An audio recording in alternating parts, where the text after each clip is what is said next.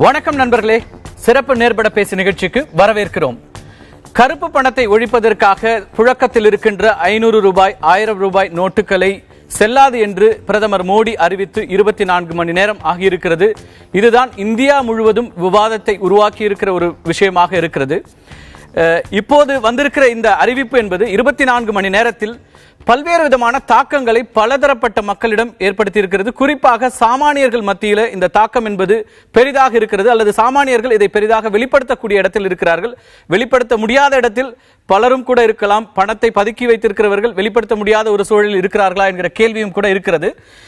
இந்த 24 மணி நேர சாமானியர்களுடைய வாழ்க்கையை தவிர்த்து அரசாங்கத்தை பொறுத்தவரை இப்படியான ஒரு முயற்சியின் மூலமாக கருப்பு பணத்தையும் கள்ள பணத்தையும் ஒழிப்பதற்காக இப்படி ஒரு முயற்சியை எடுத்திருக்கிறோம். இந்த முயற்சியினால் பல நல்ல முன்னேற்றங்களை காண முடியும். பொருளாதார ரீதியாக ஒரு முக்கியமான அடுத்த கட்ட நடவடிக்கைக்கான ஒரு ஸ்ட்ராங்கான ஒரு முடிவு என்கிற ஒரு நிலைப்பாட்டை எடுத்திருக்கிறார்கள். இந்த முடிவின் காரணமாக சில இடங்களில் பிரச்சனைகள் தற்காலிகமாக சாமானியர்களுக்கு ஏற்படக்கூடும். அதை பொறுத்தருள வேணும் என்கிற கோரிக்கையும் வைக்கப்பட்டிருக்கிறது. வங்கிகள் இன்று முழுவதும் அடைக்கப்பட்டிருந்தன. ஏடிஎம் மெஷின்கள் இயந்திரங்கள் செயல்படவில்லை. நாளையும் கூட அது செயல்படாது. 2 நாட்களுக்கு ஏடிஎம் மெஷின்கள் செயல்படாது என்கிற அறிவிப்பும் வந்திருக்கிறது. ஆனால் சனி ஞாயிறு 2 நாட்களும் வங்கிகள் வேலை நாட்களாக இருக்கும் என்கிற அறிவிப்பை கொடுத்திருக்கிறார்கள். இன்றைக்கு பத்திரிகையாளர்களிடம் பேசிய நிதியமைச்சர் அருண்ஜேட்லி பல்வேறு முக்கியமான விஷயங்களை குறிப்பிட்டிருக்கிறார். இந்த நடவடிக்கைக்கான காரணங்களை குறிப்பிட்டிருக்கிறார்.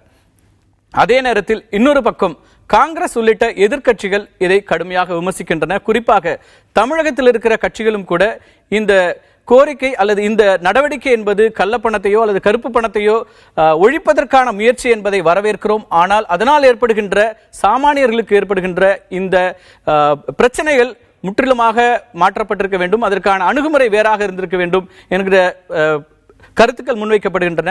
அதே நேரத்தில் விடுதலை சிறுத்தைகள் போன்ற கட்சிகள் இதை பொருளாதார நெருக்கடி நிலை என்கிற விதமாக கடுமையான குற்றச்சாட்டுகளையும் முன்வைக்கிறார்கள். இதன் மூலமாக கார்ப்பரேட்டுகள் எந்த விதத்திலும் அல்லது பணத்தை அதிகமாக சேர்த்து வைத்திருக்கின்ற கருப்பு பணத்தை அதிகமாக சேர்த்து வைத்திருக்கின்ற பண முதலாளிகள் யாரும் இதனால் பெரிதாக பாதிக்கப்பட போவதில்லை.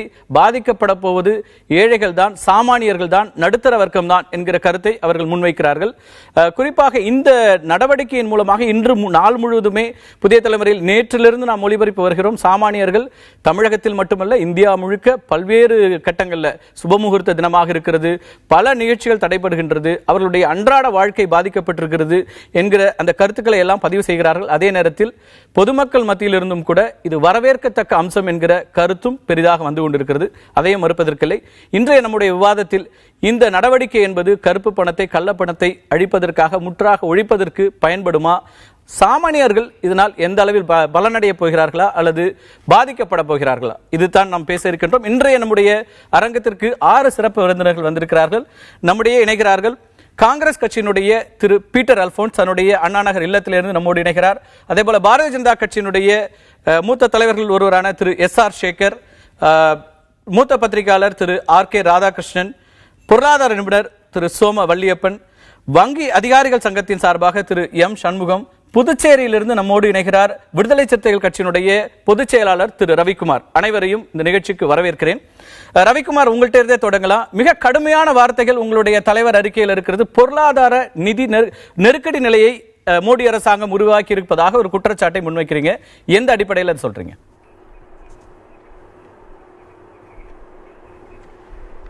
நெருக்கடி நிலை காலத்தில் என்ன நடந்தது, மக்களுடைய அன்றாட இயல்பு வாழ்க்கையை பாதித்து அவர்கள் அல்லல் பட வைப்பதற்கு காரணமாக அமைந்தது நெருக்கடி நிலை. இந்த அறிவிப்பை பிரதமர் மோடி அவர்கள் 8 மணிக்கு தொலைக்காட்சியிலே செய்கிறார். 12 மணிக்கு இந்த ரூபாய் நோட்டுகள் செல்லாமல் போய்விடும் என்று சொல்கிறார். இது ஒரு ஜனநாயக நாட்டில் தேர்ந்தெடுக்கப்பட்ட பிரதமருடைய அறிவிப்பாக இதை பார்ப்பதை விடவும் ஒரு இராணுவ சர்வாதிகாரி அறிவிப்பை போல அந்த அறிவிப்பு இருந்தது என்பதுதான் உண்மை. இப்படியான ஒரு தடாலடி அறிவிப்பு என்பது இன்றைக்கு என்ன நோக்கத்தை நிறைவேற்றப் போகிறது என்ற கேள்வியை பலரும் எழுப்பிக் கொண்டிருக்கிறார்கள். இன்றைக்கு நீங்களே சொன்னது போல நாடு முழுவதும் ஏழை எளிய மக்கள் படாத பாடுபடுகிறார்கள். சாப்பிடுவதற்கு வழி இல்லை. சுற்றுலா போனவர்கள் அங்கேயே தேங்கி கிடக்கிறார்கள். வேலைக்கு போனவர்கள் திரும்பி வர பேருந்துகளிலே ஏற முடியாத கிடக்கிறார்கள். இதெல்லாம் ஏதோ கருப்பு பணம் வைத்திருக்கிறவர்கள் கஷ்டப்படுகிறார்கள் என்று நாம் சொல்லிவிட முடியாது. எனவேதான் இதை பொருளாதார நெருக்கடி நிலை என்று நாங்கள் வர்ணிக்கிறோம். அவர்கள் இரண்டு நோக்கங்களை சொல்லியிருக்கிறார்கள்: கள்ளப்பணத்தை தடுப்பது, கருப்பு பணத்தை ஒழிப்பது. இந்த கள்ளப்பணத்தை தடுப்பது, நானும் ஒரு 20 ஆண்டுகளுக்கு மேலே வங்கியிலே பணியாற்றி இருக்கிறேன். அங்கே வருகிற கள்ளப்பணத்தை எப்படி கண்டுபிடிப்பது என்பதை பற்றி எங்களுக்கும் அனுபவம் இருக்கிறது. இன்றைக்கு அதற்காக கருவிகள் வழங்கப்பட்டிருக்கின்றன. ஆனாலும் கூட அதிலும் கண்டறிய முடியாத அளவுக்கு துல்லியமாக கள்ளப்பணங்கள் தயாரிக்கப்பட்டிருக்கின்றன என்று அரசாங்கமே சொல்கிறது. இப்போது நீங்கள் வங்கியிலே மாற்றிக்கொள்ளலாம் என்று சொல்லும் போது அந்த கள்ளப்பணமும் தான் மாற்றப்பட போகிறது. அதை எப்படி தடுக்க? கள்ளப்பணம் வைத்திருக்கிறவர்கள் கட்டுக்கட்டாக வீட்டிலே வைத்திருப்பதில்லை. அது ஏற்கனவே புழக்கத்தில் இருக்கிறது என்று அரசாங்கமே சொல்கிறார்கள். எனவே அந்த கள்ளப்பணத்தை தடுத்து நிறுத்த இந்த நடவடிக்கை உதவப் போவதில்லை. அடுத்தது கருப்பு பணத்தை தடுக்க போகிறோம் என்கிறார்கள். கருப்பு பணம் என்பது ஏதோ மூட்டை மூட்டையாக, அதாவது ரஜினிகாந்த் அவர்களுடைய சினிமா படத்தில் வருவது போல அதெல்லாம் சாக்கு மூட்டைகளில் தைக்கப்பட்டு ஏதோ ஒரு பொந்துகளில் அடைக்கப்பட்டிருக்கிறது என்பது போன்ற ஒரு கற்பனையிலிருந்து பார்க்கிறவர்கள் வேண்டுமானால் இந்த கட்டுக்கதையை ஒப்புக்கொள்ளலாம். கருப்பு பணம் என்பது கணக்கில் காட்டப்படாத பணம். அது கார்ப்பரேட்டுகளால் அல்லது பெரிய பண முதலைகளால் இன்றைக்கு அவர்களுக்கான பாதுகாப்பான இடங்கள் என்று சொல்லப்படுகிற அயல்நாட்டு வங்கிகளில் பதுக்கப்பட்டிருக்கின்றன, அல்லது பினாமி பெயர்களில் சொத்துக்களாக அல்லது ஷேர்களாக இன்னும் பல வடிவங்களிலே அவை மாற்றப்பட்டிருக்கின்றன. யாரும் அவர்கள் அதை காகித பணமாக கட்டுக்கட்டாக மூட்டையாக வைத்து வைத்திருப்பதில்லை. எனவே இந்த கருப்பு பணத்தை எல்லாம் அவர்கள் வைத்திருக்கிறார்கள், அதையெல்லாம் எரிப்பதை தவிர வேறு வழி இல்லை என்று ஒரு கட்டுக்கதையை இவர்கள் கிளப்பி விடுகிறார்கள். இது படுக்கைக்கு கீழே பணம் பதுக்கி வைக்கப்பட்டிருந்ததை நாம் பார்க்கிறோம். கட்டுக்கட்டாக அதிகாரிகளே, ஊழல் வழக்கில் சிக்கிய அதிகாரிகள் கட்டுக்கட்டாக தங்களுடைய அறைகளில் பதுக்கி வைத்திருந்ததை பார்க்கிறோம். அதெல்லாம் கருப்பு பணமாகத்தானே இருக்க முடியும். அதுதான் இன்றைக்கு சொல்லுக. இந்த பேச்சு எல்லாமே அரசியல்வாதிகள் அல்லது மற்றவர்களை பற்றியே சொல்லுகிறார்கள். அதிகார வர்க்கத்தினர் இப்படி சில பேர் அவர்களிடமிருந்து இது மாதிரியான பணம் பறிமுதல் செய்யப்பட்டிருக்கிறது. அதுபோல கல்வி நிறுவனங்கள் நடத்துகிறவர்கள் அவர்களிடமிருந்து இப்படி பணம் பறிமுதல் செய்யப்பட்டதாக செய்திகளை நாம் பார்க்கிறோம். ஆனால் இது எல்லாமே இன்றைக்கு இவர்கள் சொல்லுகிற கருப்பு பணத்தினுடைய பகுதியில மிக மிக சொற்பமான அளவுதான். இந்த கருப்பு பணத்தினுடைய ஊற்றுக்கண் எது என்று கண்டறிந்து அதை தடுக்க வேண்டும். அதுதான் நாங்கள் கேட்கிறோம். இந்த கருப்பு பணத்தினுடைய ஊற்றுக்கண் என்பது நம்முடைய தேர்தல் முறைதான். அந்த தேர்தல் முறையிலே சரியான சீர்திருத்தத்தை கொண்டு வர வேண்டும். இன்றைக்கு நம்முடைய இந்திய சட்ட ஆணையம் 255வது அறிக்கையை கடந்த ஆண்டு சமர்ப்பித்திருக்கிறது.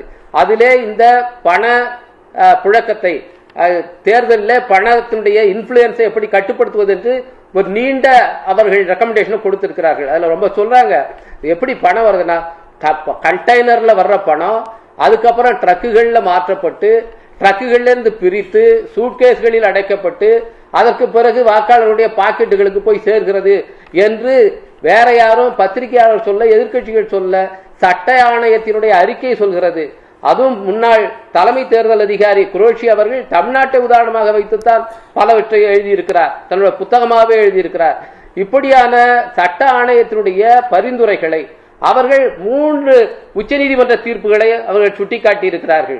அந்த தீர்ப்புகள் எல்லாத்திலுமே இப்படியான பணம் என்பது தேர்தலை கட்டுப்படுத்துவதாக இருக்கிறது, தேர்தல் களத்தை ஒருவருக்கு சாதகமாக மாற்றுவதாக இருக்கிறது, ஒரு கட்சிக்கு சாதகமாக மாற்றுவதாக இருக்கிறது என்று சொல்லி இருக்கிறார்கள். அந்த பரிந்துரைகள் எதையுமே பொருட்படுத்தாத மோடி அரசாங்கம், அந்த பரிந்துரைகளை நிறைவேற்றுவதற்கு கிஞ்சித்தும் அக்கறை காட்டாத மோடி அரசாங்கம் இன்னைக்கு நாங்க கருப்பு பணத்தை கட்டுப்படுத்துவோம் சொன்னா இது எவ்வளவு பெரிய வேடிக்கை. இது யாரை செயல்படுத்துவதற்கான ஒரு முயற்சியாகவும் இதை நம்ம பார்க்க முடியும் தானே. ஒட்டுமொத்தமாக கருப்பு பணத்தை ஒழிப்பதற்கான நடவடிக்கைகள்ல இந்த அரசியல் கட்சிகள் இது போன்ற செலவுகளை கோடிக்கணக்கில் கொட்டுவதை பார்க்கறதுல கட்டுப்படுத்துற ஒரு முயற்சியாகவும் இதை நம்ம பார்க்க முடியும் தானே. நீங்க தொடர்ந்து இணைப்புல இருங்க, மற்றவருடைய கருத்துக்களையும் கேட்டுட்டு வர. நோக்கங்களுக்கு நம்ம வந்து நிறைய பேச வேண்டியிருக்கிறது, அதையெல்லாம் பின்னாடி பேசலாம். மக்களுடைய பிரச்சனைகளை குறித்தும் நாம பேச வேண்டியிருக்கிறது. திரு சேகர், இது வந்து முழுக்க முழுக்க சாமானியர்களை பாதிக்கக்கூடிய ஒரு நடவடிக்கை தானே தவிர, இதை தவிர்த்து பண முதலைகளாக இருக்கிற பணத்தை முழுமையாக வைத்திருக்கிற, குறிப்பாக ரவிக்குமார் சொல்றது இது வந்து வெறுமனே லிக்விட் கேஷா வச்சிட்டு இல்ல, இது பல்வேறு விதங்களாக கருப்பு பணம் என்பது இருக்கிறது, இதன் மூலமாக கருப்பு பணத்தை ஒழிக்கவே முடியாது அப்படிங்கிற கருத்து வைக்கிறார். அதாவது 1947ஆம் ஆண்டு ஆகஸ்ட் மாதம் 14ஆம் தேதி நள்ளிரவு 12 மணிக்கு அரசியல் சுதந்திரம் பெற்றோம்.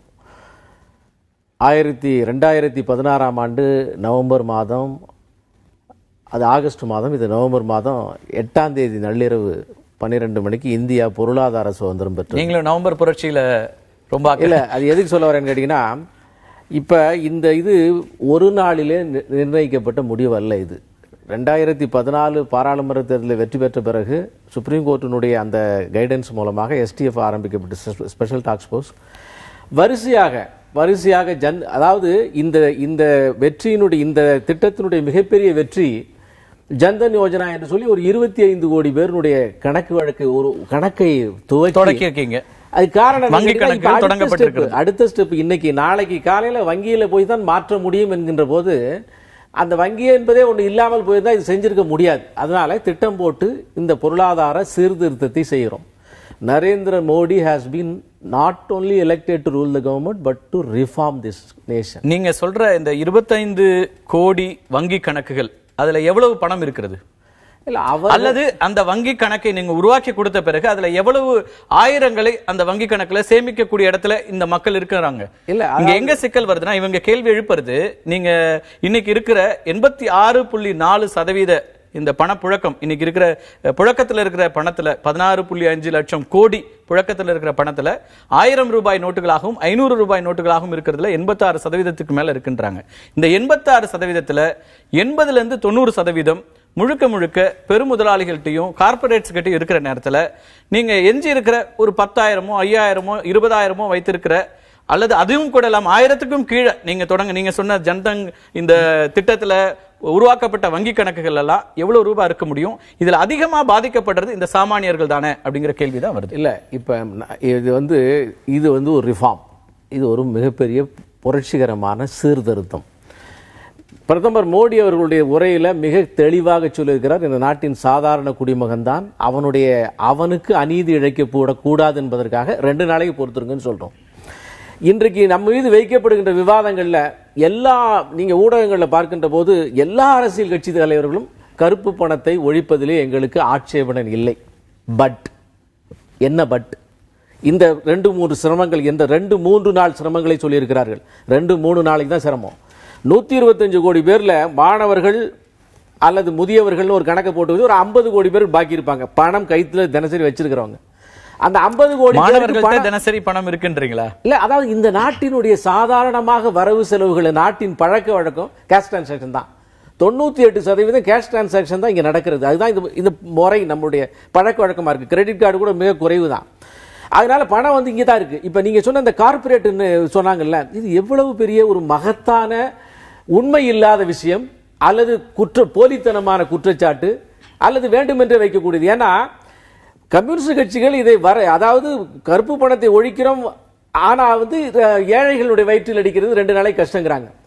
கார்பரேட் இதை ஆதரிக்கிறான், கார்பரேட்டுக்கு எதிராக இருக்கிறவங்களும் இதை எதிர்க்கிறார்கள். வினோதமான ஒரு செய்கை. இப்ப இந்த விஷயத்துல கிளியர் கட்டா இருக்கு. இதனுடைய விளைவுகள் மிகப்பெரிய நன்மையை தரப்போகிறது.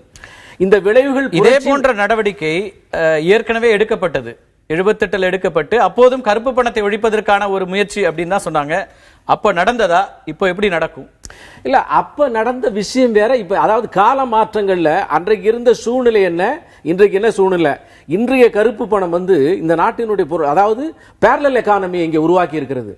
16.5 லட்சம் கோடி ரூபாய் பணப்புழக்கத்தில் 14 லட்சம் கோடி ரூபாய் 50, 500, 1000 நோட்டுகள் 7 லட்சம் கோடி ரூபாய்க்கு மேல கருப்பு பணம் இருப்பதாக ஒரு கணக்கு சொல்லுகிறது. ஆக இந்த ஏழை மக்கள் இந்த மிகப்பெரிய சீர்திருத்தம் எடுக்காமல் 7 லட்சம் கோடி அப்படிங்கிறது கள்ள பணத்தை சொல்றீங்க. அதாவது கருப்பு பணம் என்பது கணக்கில் வராத பணம். அவ்வளவுதான் இருக்குன்றீங்களா? அப்படியாக அந்த 13-14 லட்சம் கோடி அந்த மாதிரியான ஒரு கணக்கு சொல்றாங்க.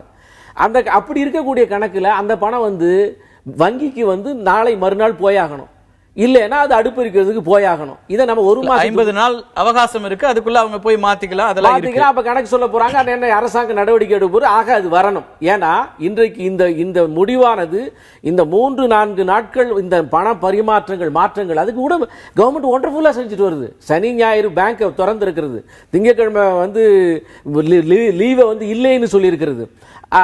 இது நம்ம பெட்ரோல் பங்க் மறுக்குமையானால் லைசன்ஸ் ரத்து பண்ணுவேன்னு சொல்லுகிறது. அரசாங்கத்தினுடைய அத்தனை இடங்களையும் 13ஆம் தேதி வரல இருக்கணும்னு சொல்லுது. டால் ஃப்ரீ கேட்டுக்கு பணம் இல்லைன்னு சொல்லி இருக்கிறது. என்ன பிராக்டிக்கலா மக்களுக்கு கஷ்டம் வருதோ அதை உடனடியாக நிவாரணம் பண்ணிக்கிறது. ஏன்னா இது புது எக்ஸசைஸ். அந்த புது எக்ஸசைஸ்ல வரக்கூடியதே அரசாங்கம் அவ்வப்போது சரிக்கிறது. ஆனால் இதனுடைய விளைவு என்ன? தனி நபர்கள் பணம் டிரான்சாக்ட் பண்றதுக்கு தான் நீங்க லிமிட் வச்சிருக்கீங்க. 4000 ரூபாய் தான் வங்கியில இருந்து எடுக்கலான்னு. கார்பரேட்டுக்கு அந்த எந்த லிமிட்டும் கிடையாது. NEFT-ல அவங்க எவ்வளவு பணம் வேணாலும் செலுத்தலாம்ங்கிற நிலை தான் இப்போ வரைக்கும் இருக்கிறது. இல்ல மறுபடியும் அதுவும் தனிநபர் கூறியது. அதாவது RTGS அந்த மாதிரியான கையிலே வாங்காத பணம் பேங்க் மூலமாக பண்ணுவது என்பது லீகலானது. அது இன்கம் டாக்ஸ்ல வந்துருது. அதே மாதிரி கிரெடிட் கார்டு டெபிட் கார்டுல வருது, இன்கம் டாக்ஸ்ல வந்துருது. அது இல்லாம கேஷாக போகுது. அந்த 4000 எதுக்கு?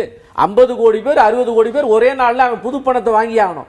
அதற்கான ஒரு பேச வேண்டியிருக்கு. நீங்க பெரிய டினாமினேஷனை ஒழிக்கிறன்ற பேர்ல 1000 ரூபாயை ஒழிச்சிட்டு 2000 ரூபாய் கொண்டு வர்றதும் கூட எந்த விதத்துல சரியா இருக்கும் நம்ம பேச வேண்டியிருக்கு. ஒரு லைன் சொல்லிடுறேன். 1000 ரூபாய் பாகிஸ்தானுடைய ISI மூலமாக நேபாளம் வழியாக இந்தியாவில் ஏராளமான கள்ளப்பணம் இருப்பதாக கணக்கெடுக்கப்பட்டிருக்கிறது. வங்கியில கூட அதையெல்லாம் தடுக்க முடியாத நிலைமையில தான் அரசாங்கத்தினுடைய ஏஜென்சிஸ் இருக்காங்களா? அதனால 1000 ரூபாய் இப்படிப்பட்ட ஒரு அவல நிலைமையில இருக்கிறது. நம்ம தொடர்ந்து பேசலாம். நீங்க சொன்ன வங்கி கணக்கு தொடங்குறதுலயே கூட 12 கோடி பேருடைய வங்கி கணக்குல ஜீரோ பேலன்ஸ் தான் இப்பவும் இருக்கிறது. அதையும் நம்ம பதிவு பண்ணிட்டு தொடர்ந்து பேசலாம். அவர்களுக்கு தான் இப்ப அதன் மூலமாக இந்த பணத்தை பெறுவதற்காக ஏழைகளுடைய பணம், கிராமப்புறத்தில் இருக்கிற பணம், அதனால இங்க வர்ற பணம் எல்லாம் அவங்களுக்கு போக போதா? ஏற்கனவே பழக்கமே இல்லாதவர்களுக்கு ஒரு புதிய பழக்கத்தை உருவாக்கி கொடுத்திருக்கிறோம். அவங்க தவணை முறையில அந்த 15 லட்சம் ஒவ்வொருத்தருக்கு கிடைச்சிரும் அப்படிங்கிற நம்பிக்கையை நீங்க கொடுக்குறீங்க. அதுக்கு நான் பதில் சொல்லி ஆகணும். இப்ப பேசலாம். நம்ம திரு பீட்டர்ட்ட பேசிட்டு உங்களுக்கான நேரம் இருக்கிறது. திரு பீட்டர், இது ஒரு புரட்சிகரமான முடிவு அப்படிங்கிற கருத்தை முன்வைக்கிறாரு. அதனால சில சிரமங்கள் ஏற்படும், ஆனால் இது ஒரு மிகப்பெரிய புரட்சிகரமான முடிவுங்கிற ஒரு பார்வையை திரு சேகர் வைக்கிறார். திரு கார்த்திகை செல்வன், திரு சேகர் அவர்கள் பேசியதை நான் கேட்டுக்கொண்டிருந்தேன். சுதந்திர இந்தியாவினுடைய வரலாற்றிலே இப்பொழுதுதான் முதல் முறையாக இந்த டிமானிட்டைசேஷன் என்று அழைக்கப்படக்கூடிய ஒரு புதிய பொருளாதார முயற்சியை பிரதமர் நரேந்திர மோடி அவர்கள் ஒரு மிகப்பெரிய புரட்சியாக செய்துள்ளதாக அவர் சொல்லியிருக்கிறார். ஆனால் அது அப்படி அல்ல. நீங்கள் ஏற்கனவே சொன்னது போல 1978 ஜனவரி மாதத்திலே மொரார்ஜி தேசாய் அவர்களுடைய கவர்மெண்ட் ஆட்சி வந்த உடனே முதலில் 10,000 ரூபாய், 5,000 ரூபாய், 1000 ரூபாய் என்கிற அந்த கரன்சிகளை நாட் லீகல் டெண்டர் என்று அதற்காக தனி சட்டம் இயற்றி, அந்த சட்டம் இப்பொழுது 1978 ஏறக்குறைய நாம் ஒரு 35-40 வருடங்கள் தள்ளி வந்திருக்கிறோம். அந்த காலத்திலே அந்த சட்டத்தினுடைய நீங்கள் ப்ரிஃபேஸ் அதை நீங்கள் படித்து பார்த்தால், இன்று மோடி என்ன உரை ஆற்றியிருக்கிறாரோ, நம்முடைய பிரதமர் மோடி என்ன உரை ஆற்றியிருக்கிறாரோ அதே வார்த்தைகளைத்தான் அந்த சட்டத்தினுடைய முன்வடிவிலே கொடுத்திருக்கிறார்கள். அந்த 1978க்கு பிறகு அதற்கும் 2016க்கும் என்ன வேறுபாடு என்று சொன்னால், 2016ல இன்னைக்கு 500 ரூபாய் 1000 ரூபாய் கரன்சி இல்லாத இந்திய குடிமக்களை இருக்க முடியாது என்று சொல்லக்கூடிய அளவிற்கு எல்லாருடைய பைகளிலும் 500 ரூபாய் 1000 ரூபாய் இருக்கிறது. ஆனால் 1978லே 5,000 ரூபாய் 10,000 ரூபாய் யாரிடம் இருந்தது என்று சொன்னால் மிகப்பெரிய பணக்காரர்களிடம் இருந்தது. ஒரு சின்ன அனாலஜி சொல்றேன். அன்னைக்கு 5,000 ரூபாய் இருந்தால் மும்பை பட்டணத்திலே மரைன் டிரைவிலே 5 சதுர அடி இடம் வாங்க முடியும் அன்றைய நிலையில. ஆனால் இன்னைக்கு 1000 ரூபாய் 5,000 ரூபாய் வைத்து என்ன செய்ய முடியும் என்று நீங்கள் பார்க்க வேண்டும். நண்பர் சேகர் அவர்கள், நான் ஒன்றை ரொம்ப கருப்பு பணத்தை கண்டுபிடிப்பதினோ அதை ஒழிப்பதினோ மத்திய அரசு எடுக்கின்ற எல்லா முயற்சிக்கும் காங்கிரஸ் கட்சி துணை இருக்கிறது என்று கூட நான் சொல்ல மாட்டேன். இந்த தேசத்திலே இருக்கிற ஒவ்வொரு குடிமகனுக்கும் அந்த கடமை இருக்கிறது. ஆகவே பிரதமர் மோடி எடுக்கக்கூடிய எல்லா நடவடிக்கைகளையும் ஆதரிக்க நாம் கடமைப்பட்டிருக்கிறோம். ஆனால் என்ன கேட்கிறோம் என்று சொன்னால், நீங்கள் கடந்த சில நாட்களாக ஒவ்வொரு நாளும் தங்கத்தினுடைய விலை நாள் ஒன்றுக்கு 60 ரூபாய் 80 ரூபாய் கூடிக்கொண்டே வந்தது. இதற்கு எந்த காரணமும் இல்லை. அதாவது 2 மாதத்திற்கு முன்னால் தினசரி 30 ரூபாய் குறைந்து கொண்டே வந்தது. கடந்த ஒரு வாரமாக தங்கத்தினுடைய விலை ஏறி வந்தது. அது என்ன மர்மம் என்று நீங்கள் சொல்ல வேண்டும். இரண்டாவதாக, இன்னைக்கு காலையில தமிழ் ஹிந்து பத்திரிகையில ஒரு பொருளாதார நிபுணர் சொல்லியிருக்கிறார், ஒரு 15 நாட்களுக்கு முன்னால் ஒரு பெரும் தொழிலதிபர் என்னை பார்க்க வந்தார். என்னிடம் 1000 கோடி ரூபாய் இருக்கிறது, இதை 100 ரூபாயாக மாற்ற வேண்டும், இதற்கு 25 விழுக்காடு கமிஷன் தருகிறோம் என்று சொன்னார். நான் எதற்காக என்று கேட்டேன். அவர் சொன்னார், பிரதமர் மோடி அவர்கள் 1000 ரூபாயை 5000 ரூபாய் 1000 ரூபாயை 500 ரூபாயை செல்லாதாக ஆக்க போகிறார் என்று சொன்னார். இது நீங்க இன்னொன்னு அருமையா சொன்னீங்க, கார்ப்பரேட் டிரான்ஸ்பருக்கு சீலிங் கிடையாது. இன்னைக்கு பெரும் கார்ப்பரேட் குழுமங்கள் எல்லோரும் ரீட்டைல் செயின் வச்சிருக்காங்க. இன்னைக்கு நான் உதாரணத்துக்கு ஒரு கம்பெனியை சொல்ல மாட்டேன். இன்னைக்கு பாருங்க, சூப்பர் மார்க்கெட்ஸ் இன்னைக்கு யாரிடம் இருக்கிறது என்று சொன்னால் பெரும் கார்ப்பரேட்டிடம் இருக்கிறது. நாளைக்கு காலையிலே அவர்கள் வங்கிகள் திறந்த உடனே இன்றைய கலெக்ஷன் என்று சொல்லி அவர்கள் கோடிக்கணக்கான பணத்தை உள்ளே கொண்டு போய்விட முடியும். எல்லோருமே இப்பொழுது தொலைபேசி இணைப்புகளிலே எல்லா பெரிய கார்ப்பரேட் நிறுவனங்களும் கைகளிலே வைத்திருக்கிறார்கள். அவர்கள் இன்னெல்லாம் ஒரு நாள் கலெக்ஷன் என்று சொல்லி அவ்வளவற்றையும் உள்ளே கொண்டு போய்விட முடியும்.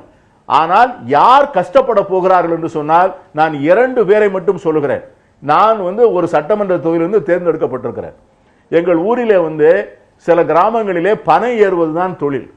பனை ஏறி அந்த நொங்கு என்று சொல்லக்கூடிய அதை வெட்டி, அதை இரவு அதிகாலையில் 2 மணிக்கு போய் வெட்டி அதை கொண்டு மதுரையிலிருந்து திண்டுக்கல் வரைக்கும் கொண்டு விற்பார்கள். ஒரு குடும்பத்திலே 8 பேர் 9 பேர்.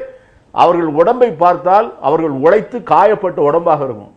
அவர்களுக்கு ஒரு நாளைக்கு வியாபாரம் 50,000 ரூபாய்க்கு நடக்கும். அவர்கள் கையிலே 15 லட்சம் 20 லட்சம் இல்லாத குடும்பங்களே இருக்க முடியாது.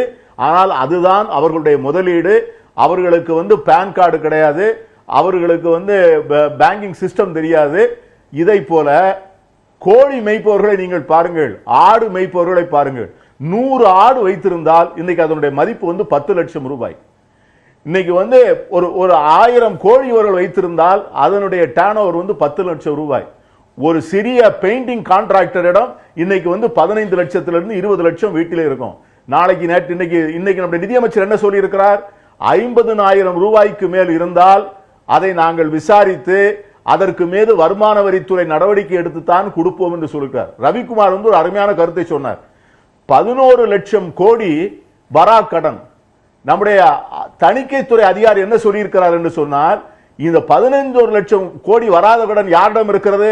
எஸ்ஆர் ஷிப்பிங்கிடம் இருக்கிறது, ரிலையன்ஸ்ல இருக்கிறது, அதானியிடம் இருக்கிறது. இந்த கடன்கள் ஒவ்வொரு தொழில் குழுமமும் 1 லட்சம் கோடி 70,000 கோடி 50,000 கோடி கொடுக்கணும்.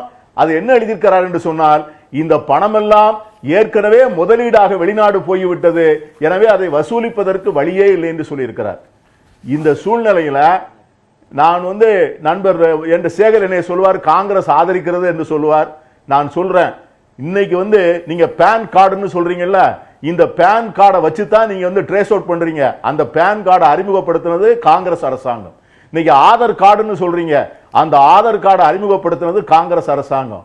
மியூச்சுவல் ஃபண்ட்ஸ்ல இன்வெஸ்ட்மெண்ட்டுக்கு தனி ஐடி நம்பர் வேணும் என்று கொண்டு வந்தது மன்மோகன் சிங்குடைய அரசாங்கம். ஷேர் வாங்குவதற்கு தனியே அறிக்கை வேண்டும். அதனால இந்த ஸ்ட்ரக்சரல் ரிஃபார்ம்ஸ் எல்லோரும் தொடர்ந்து செய்து கொண்டு வருகிறோம்.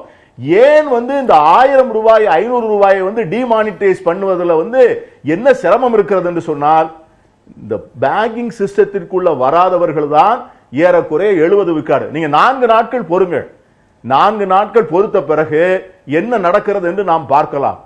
அதாவது பெரிய கார்ப்பரேட்டுகள் பாதிக்கப்படுகிறார்களா, வருமான வரியினுடைய ஹை சீலிங் லிமிட்டில் இருக்கிறவர்கள் பாதிக்கப்பட போகிறார்களா, அல்லது 10 லட்சம் ரூபாய் 15 லட்சம் ரூபாய் தான் தங்கள் வாழ்க்கையினுடைய முதலீடுகளாக வைத்துக்கொண்டு அதை வைத்து வியாபாரம் செய்து பிழைக்கின்ற மக்களுக்கு இந்த திட்டத்தினால் என்ன வரப்போகிறது என்பதை 4 நாட்கள் கழித்து பார்க்க வேண்டும் என்பதை என்னுடைய முதல் சுற்றிலே சொல்லி நான் நிறைவு செய்கிறேன். 4 நாட்கள் இருந்து பார்க்கலாம் பீட்டர்னா, 4 நாள்ல பார்க்கலாம்.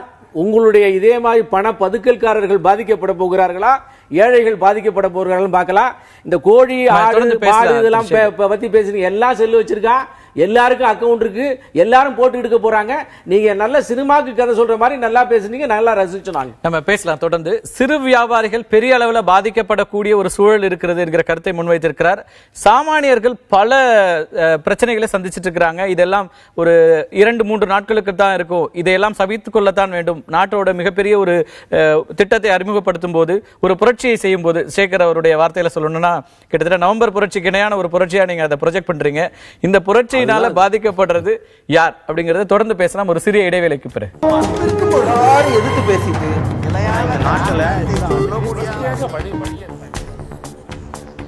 கருப்பு பணத்தை ஒழிப்பதற்காக 500 ரூபாய், 1000 ரூபாய் நோட்டுகள், இப்போது புழக்கத்தில் இருக்கிற நோட்டுகள் செல்லாது என்று அறிவிக்கப்பட்ட 24 மணி நேரத்தில் இந்தியா முழுவதும் என்ன மாதிரியான சூழல் நிலவிக் கொண்டிருக்கிறது? இதனால் பாதிக்கப்படுவது யார்? சாமானியர்களுக்கு இதனால் பாதியம் அதிகமா அல்லது பலன் அதிகமா என்பது குறித்து பேசிக் கொண்டிருக்கின்றோம். இது ஒரு புரட்சி, மிகப்பெரிய புரட்சி என்று பாரதிய ஜனதா கட்சி ஒரு பக்கம் சொல்லிக் கொண்டிருக்க, பொருளாதார நெருக்கடி நிலை உள்ளிட்ட அதுபோன்ற ஒரு நிலையை இன்றைக்கு உருவாக்கி இருக்கிறது மோடி அரசாங்கம். ஒரு சர்வாதிகாரத்தனமான ஒரு அறிவிப்பு என்கிற அளவுக்கான கடுமையான விமர்சனங்களை எதிர்க்கட்சிகள் வைத்துக் கொண்டிருக்கிறார்கள். இது குறித்து தான் பேசிக் கொண்டிருக்கின்றோம். ஒரு பொருளாதார நிபுணராக இந்த அறிவிப்பை நீங்க எப்படி பாக்குறீங்க திரு வள்ளியப்பன்? இது கண்டிப்பாக சாதாரண மக்களுக்கு ஒரு தற்காலிகமாக ஒரு 2-3 நாட்களுக்கு ஒரு பெரிய நெருக்கடியை கொடுப்பதை நாம் பல பேர் பேசுவதை தொலைக்காட்சி மூலமாக பார்க்கிறோம். அவர்கள் தேர் காட் அன்அவேர். அவர்களுக்கு இது போன்ற அனுபவம் ஒரு புதிய அனுபவமாக இருக்கிறது. இன்றைக்கு ஒரு 5000 ரூபாய் 10,000 ரூபாய் சம்பளம் வாங்குவவர்களுக்கு கூட ஒரு 500 ரூபாய் 1000 ரூபாய்க்கு மேல் 100 ரூபாய் நோட்டுகள் வழங்கப்படாமல் அவருடைய சம்பளம் 500 ரூபாய் நோட்டுகளாக கொடுக்கதை நம்ம பல பேரை பார்க்கிறோம். இப்போ அவரெல்லாம் அந்த பணத்தை வைத்து கொண்டிருந்து விட்டு தவிப்பது இயல்பு, இப்போ எதேச்சையாக நடந்து கொண்டிருக்கிறது. அது அவருடைய சிரமம், அதை கண்டிப்பாக நம்ம பதிவு செய்ய வேண்டும். அதே சமயத்தில் பல்வேறு வகையான வழிகளையும் அரசாங்கம் யோசித்து விரிவாக திட்டமிட்டு இதை செய்திருக்கிறார்கள். இப்போ விவாதத்தில் சொன்னது போல பெரிய கார்ப்பரேட்ஸ் மட்டும் பெரிய அளவு தொகைகளை பணமாற்றம் செய்யலாம் என்பது இல்லை. இப்போ சாதாரணமாக கிரெடிட் கார்டு வைத்திருப்பவர்கள் அவரிடம் இல்லாத பணத்தை கூட வழக்கம் போலவே செலவு செய்யலாம். ஏடிஎம்ல பணத்தை செலவு செய்ய அந்த ஏடிஎம் கார்டு பயன்படாதே தவிர, அந்த ஏடிஎம் கார்டு எங்கெல்லாம் டெபிட் கார்டாக பயன்படுமோ அந்த இடங்கள்ல அந்த கார்டு பயன்படுத்தப்படும். நீங்க வங்கி வரைவோலை விலை செக்கை கொடுக்கலாம், வாங்கலாம். அந்த பரிமாற்றங்கள் எதுவுமே தடைப்படுத்தப்படவில்லை. மிச்ச டினாமினேஷன் நோட்ஸ் எல்லாமே புழக்கத்தில் இருக்கின்றன. ஆக சிலருக்கு சிரமம் இருந்தாலும் கூட இது மொத்த வழியும் அடைக்கப்படவில்லை என்பதை நாம பார்க்கிறோம். இப்போது ஒரு அறிவிப்பு வந்திருக்கிறது, அது குறித்தும் நான் உங்கள்கிட்ட கேட்க வேண்டியிருக்கிறது. வருவாய்த்துறை செயலாளர் இப்போ ஒரு அறிவிப்பு கொடுத்திருக்கிறாரு. இப்போ வருமானத்துக்கு இப்ப நீங்க செலுத்துகிற தொகையில வருமானத்துக்கு அதிகமாக செலுத்துகிற தொகைக்கு 200% அபராதம் விதிக்கப்படும் அப்படிங்கிற ஒரு கருத்தை முன்வைத்திருக்கிறார். அதே போல 2.5 லட்சத்துக்கு மேல இந்த 50 நாட்கள்ல நீங்க வங்கி கணக்குல உங்களுடைய பணத்தை செலுத்தினால் அவர்களுடைய கணக்குகள் கண்காணிக்கப்படும் அப்படிங்கிற கருத்தையும் முன்வைத்திருக்கிறார். இது யார பெரிய அளவுக்கு பாதிக்கும் சொல்லலாம். இது நான் நினைக்கிறேன், இது இந்தியா போன்ற ஒரு மிகப்பெரிய தேசத்துல கருப்பு பணம் என்பது தொடர்ந்து ஒரு நோயாக இருந்து கொண்டிருக்கிறது. நமக்கு கருப்பு பணம் என்பது வெறும் கருப்பு பணம் இல்லை. இதுல தீவிரவாதம் உள்ளே வருகிறது என்று சொல்கிறார்கள். இந்த கருப்பு பணம் இருக்கிறதுனால நேர்மையாக சம்பாதித்து ஒழுங்காக வரி கட்டுகிறவர்கள் அவருடைய பணத்தின் மதிப்பையே பெற முடியாத ஒரு சூழ்நிலையில கருப்பு பணம் வைத்திருக்கிறவர்கள் அனாவசியமாக செலவு செய்கிறார்கள். இவர்கள் they feel belittled. அவர்கள் ரொம்ப ஒரு ஒதுங்கி போகிற ஒரு நிலைமை ஏற்படுகிறது. ஒழுங்காக சம்பாதித்து ஒழுங்காக வரி கட்டுகிறவன் அசிங்கப்படுகிற நிலைமை தான் இதுவரைக்கும் இருக்கிறது. தவறாக சம்பாதிப்பவர்கள் அனாவசியமாக செலவு செய்து விலைவாசியை ஏற்றி கொண்டிருக்கிறார்கள். அந்த நடைமுறையில் ஒரு கருப்பு பணத்தை கட்டுப்படுத்த வேண்டும். அது பல்வேறு விதங்களில் தங்கமாக இருக்கலாம், ரியல் எஸ்டேட்டாக இருக்கலாம், நோட்டுகளாகவும் இருக்கின்றன. அது நோட்டுகளாகத்தான் வெளியில் வரணும். தங்கம் வாங்கினாலும் நோட்டாக தான் வந்தாகணும். அது ரியல் எஸ்டேட் வாங்குவதாக இருந்தாலும் நோட்டாக தான் வந்தாகணும். ஆக அது வெளிவருகிற இடத்துல அதை கட்டுப்படுத்த வேண்டியது ரொம்ப அவசியம். என்று வெளிநாட்டில் இருக்கிற பணத்தெல்லாம் என்ன பண்றது? ஆமா, அதாவது ஒரு 28 லட்சம் கோடி வெளியில் இருக்கின்றாங்க. அதாவது ஒரு குறிப்பிட்ட விஷயத்தை பேசுகிற போது அந்த விஷயத்துக்குரிய மதிப்பையும் பாராட்டையும் கொடுத்து விட்டு மற்ற விஷயங்கள் செய்யவில்லை என்பதையும் நாம எடுத்துக்கொள்ளலாம். எந்த ஒரு நல்ல எங்க சிக்கல் வருதுன்னா, இப்ப அரசியல் கட்சிகள் வைக்கிற குற்றச்சாட்டுங்கிறது, எதிர்கட்சிகள் குறிப்பா சொல்றதுல ஏற்கனவே இது மாதிரி ஒரு முயற்சி எடுக்கப்பட்டது. அதுல கருப்பு பணம் அப்படிங்கிறது பெருசா அழிக்க முடியல, ஒழிக்க முடியல.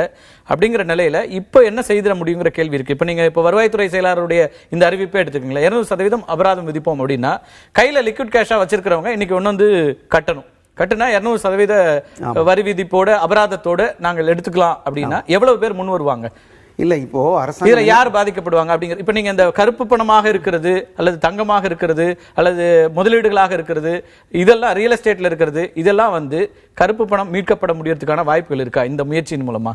இல்லை, அது எல்லாம் முயற்சி தனியான முயற்சி. அதற்கான வேறு வழிகள் கண்டிப்பாக பின்னாடி யோசிக்கப்படும் என்று வைத்துக் கொள்ளலாம். இப்போதைக்கு இந்த பணத்தை யாரெல்லாம் தங்களிடம் இருக்கிற பணத்திற்கு கணக்கு சொல்ல முடியுமோ அவரெல்லாம் கட்டிடலாம்.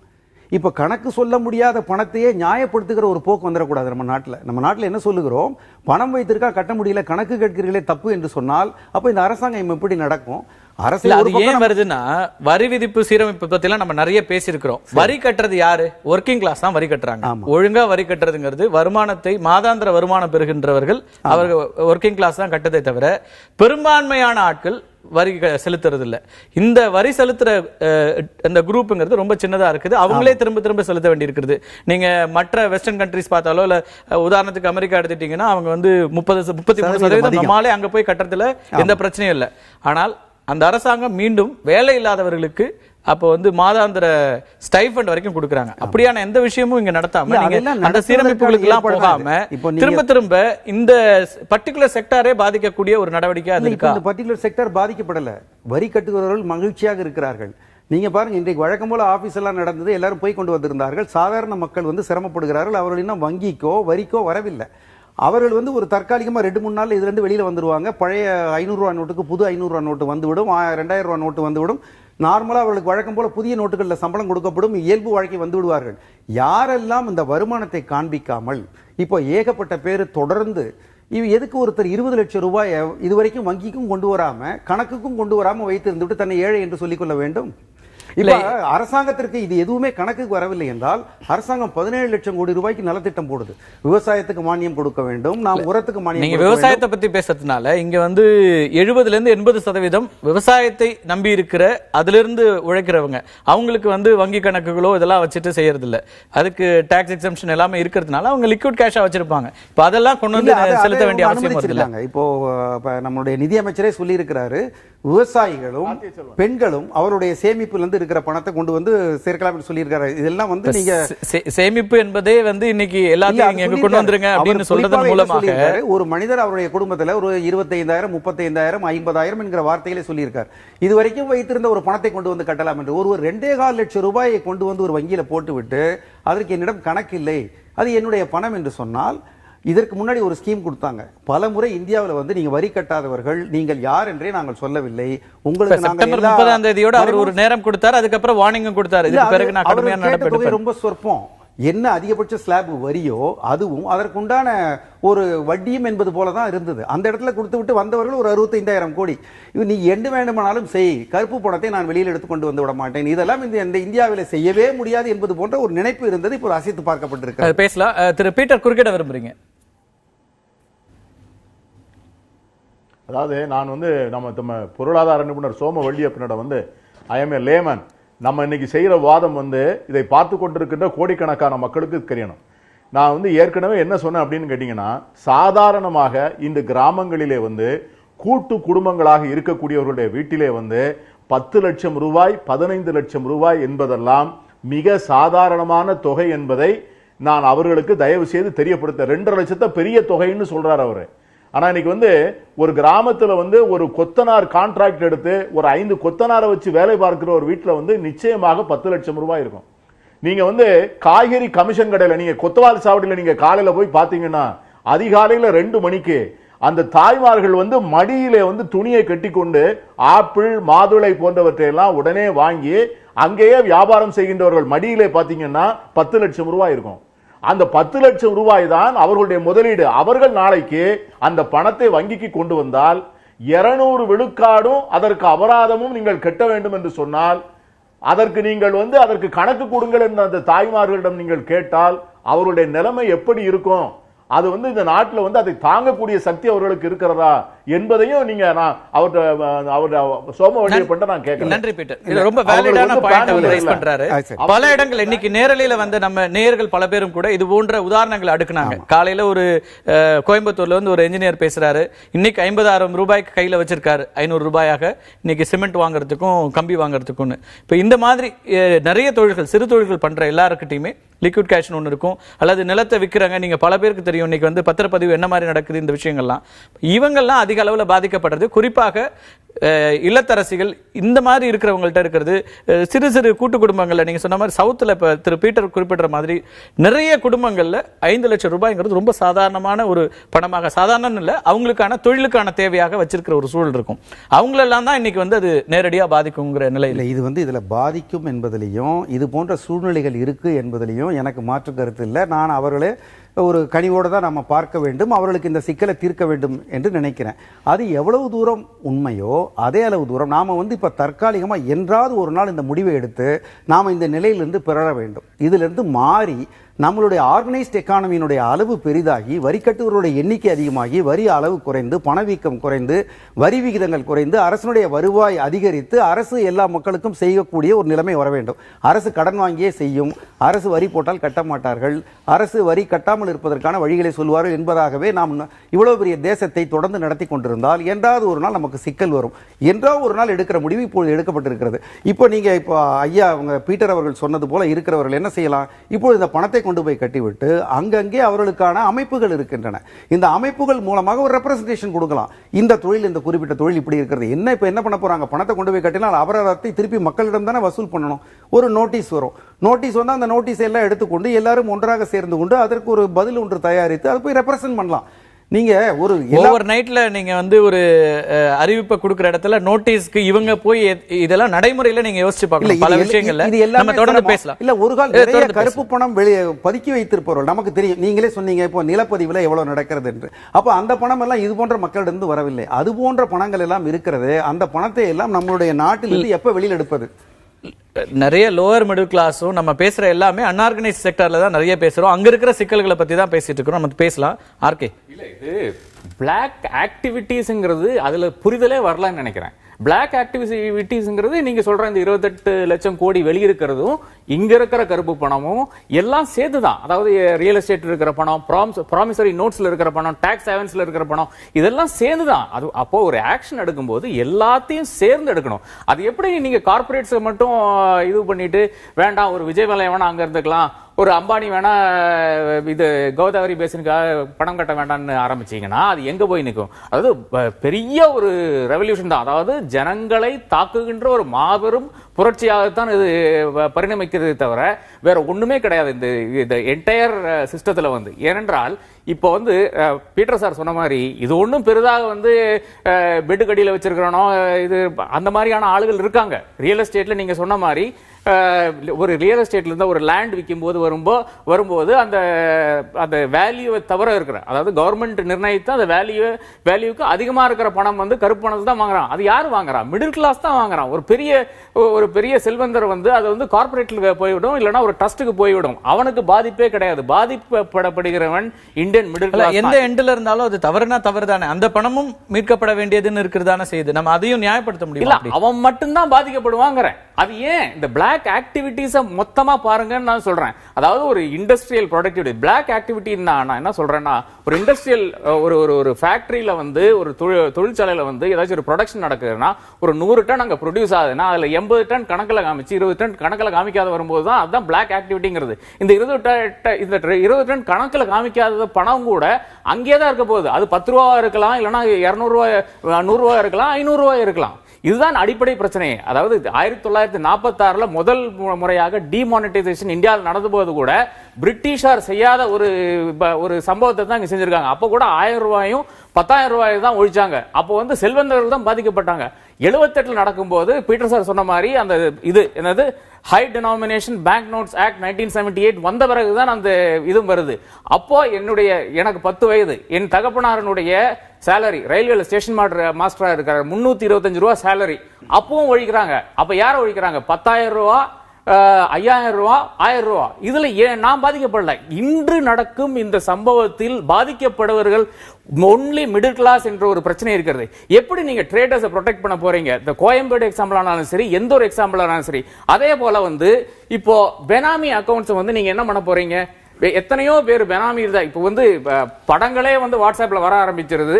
யாரோ செல்வந்தர்கள் வந்து ஃபார்மர்ஸ்க்கு, அதாவது விவசாயிகளுக்கு வந்து கடன் கொடுக்குற மாதிரி கொடுக்குறாங்களாமா, 2 லட்சம் 3 லட்சம் கொடுக்குறாங்களாமா. நீங்க வந்து டிசம்பர்ல கொடுத்துருங்க, ஜனவரியில கொடுத்துருங்க, இன்ட்ரெஸ்டே வேண்டாம்னு சொல்லி கொடுத்து கொண்டு இருக்கிறார்களாமா. இதெல்லாம் எங்க போய் நிக்கும்? அதே போல நீங்க சொன்ன இன்னொரு கருத்து, அதாவது பேங்க் அக்கௌண்ட்ஸ் எத்தனை பேர் வச்சிருக்காங்க, ஐடி எத்தனை பேர் வச்சிருக்காங்க. என்னுடைய வாட்ச்மேனுக்கு வந்து நான் ஜனவரி 1ஆம் தேதி வந்து சம்பளம் கொடுத்தேன், 9000 rupees கொடுத்தேன். அவன் எனக்கு அந்த சம்பளத்தை திருப்பி கொண்டு வந்து எனக்கு கொடுக்குறான். வேற ஒன்றும் கிடையாது, நான் 500 ரூபாயை கொடுத்தேன் சார், திருப்பி கொடுத்துட்டேன், நீங்க வந்து 100 ரூபாய் கொடுங்கிறான். வேற ஒன்றும் கிடையாது, அவனுக்கு வந்து ஒரு ஓட்டர் ஐடி கிடையாது, அவனுடைய ரேஷன் கார்டுல எல்லாமே தற்காலிகமா இருக்கிறது. 3 நாளைக்கு தான் இந்த 500 ரூபாய்க்கு மதிப்பு இல்லையே தவிர அது மதிப்பு இல்லைன்னு கூட சொல்ல முடியாது. அந்த மதிப்பு அப்படியே இருக்குது, இன்னைக்கு பயன்படுத்த முடியாது அப்படிங்கிற அளவுல தான் இருக்குது. முழுக்க வந்து பேன் நம்ம சொல்ல முடியாது. எங்கிட்ட 4 100 ரூபாய் நோட் இருக்கு. நேத்து வந்து 3 இருந்து இன்னைக்கு வந்து கெஞ்சி கூத்தாடி ஒருத்தர்கிட்ட ஒரு 100 ரூபாய் கடன் வாங்கியிருக்கேன். இது வந்து நான் வந்து வாட்ச்மேன் கொடுக்கணும், நான் வச்சிருக்கேன், என்னுடைய செலவுக்கு செலவுக்காக வச்சிருக்கேன். அடுத்ததாக நீங்க 2 நாள்ல நிறைய பிரச்சனை இருக்கு. இன்னைக்கு சுபமுகூர்த்த தினம். இன்னைக்கு தமிழ்நாட்டுல மட்டும் 1 லட்சம் கல்யாணம் நடந்திருக்கு, திருமணங்கள். ஒவ்வொரு இடத்துலயும் இன்னைக்கு அவர்களுக்கு பாதிப்பு தான். ஆனால் இது வந்து அடுத்த தலைமுறையை நோக்கிய ஒரு மிகப்பெரிய புரட்சி. இது நீங்க உங்க தலைவர் தடுப்பூசி போடுறத கல்யாணம் இல்லாமல் முகூர்த்தம் இல்லாம அப்ப 360 நாள் ஒரு நாள் செலக்ட் பண்ணி உங்களுக்கு முன்னாலேயே சொல்லி இருக்கக்கூடிய அத்தனை கருப்பு பணத்தையும் ஒரு விஷயத்தை குறிப்பிட்டாரு. இல்ல திரு பீட்டர் ஒரு விஷயத்தை குறிப்பிட்டாரு, 1000 கோடி ரூபாயை நான் மாற்றுவதற்காக வந்தாரு அப்படின்னு சொல்ற அந்த கருத்து இருக்குல்ல. அப்ப யாருக்கெல்லாம் இந்த செய்தி போகணுமோ அது போயிருக்கா? அப்படி போயிருந்தா ஏன் இந்த புலம்பலி போறணும்? அப்படி போயிருந்தா இன்னைக்கு ஏன் வந்து திடீர்னு சொல்றாங்க? இல்ல இப்ப தமிழகம் முழுக்க, இந்தியா முழுக்க யார் பிரச்சனைகளை பத்தி பேசுறாங்கன்னா சாமானியர்களும் நடுத்தர தர்க்க மக்களும் தான். இல்ல நாங்க பணத்தை வச்சிட்டு இருக்கிறவங்க யாரும் வெளியில வந்து பேசல, பெருமுதலாளிகள் யாரும் வெளியில வந்து பேசல. முன்னாலேயே சொல்லல, ஒவ்வொரு விஷயத்துக்கும் மோடி விளக்கம் கேட்கிறாரு. அது குற்றச்சாட்டு தெரியாத, இது திசை திருப்புறாங்க. இது 1000 கோடி இன்னைக்கு உங்களுடைய ஊடகத்தில் எழுதப்பட்ட மிகப்பெரிய விஷயம் இது டாப் சீக்ரெட்டா வைத்திருந்தார்கள் ஒரு குற்றச்சாட்டை சொல்கிறார்கள். அப்படின்னா ஏன் வந்து இன்னைக்கு பேங்க்குக்கு உடனே வந்திருக்கு, ஒரு நாளைக்கு பேங்க்குக்கு லீவ் விடணும்? நேத்தே டிரான்ஸ்பர் ஆயிருக்குமே, 2000 உடனே இறங்கிருக்குமே, 2000 பாத்துட்டு அந்த கார்ப்பரேட்ஸ்க்காக என்ன செய்தீர்கள், பிளாக் ஆக்டிவிட்டீஸை தடுக்கிறதுக்காக என்ன செய்தீர்கள்? மோடி எங்க ஆரம்பிக்கிறாருன்னா, அது வந்து ஃபர்ஸ்ட் 2014 என்ன சொன்னாருன்னா, நான் வந்து 15 லட்சம் பேங்க் அக்கவுண்ட்ல போடுறேன். அது எங்க இருந்து வருதுன்னா, வெளியே இருக்கிற அந்த அக்கவுண்ட்ஸ்ல இருக்கிற பணம் எல்லாம் நான் இந்தியா கொண்டு வந்து விடுறேன். அந்த ஒரு ஜெனரல் ஒரு பேஜ்ல சொன்னாரு. பட் இதெல்லாம் வந்துவிடும் என்ற ஒரு நம்பிக்கையில தான் அவர் சொன்னாரு. இதுதான் பிரச்சனையே. அதாவது கார்ப்பரேட்ஸை விட்டு ஏன் மக்களை மட்டும் பாதிக்கின்ற வகையில் பேசுறீங்க? அப்புறம் வந்து அடுத்து வந்து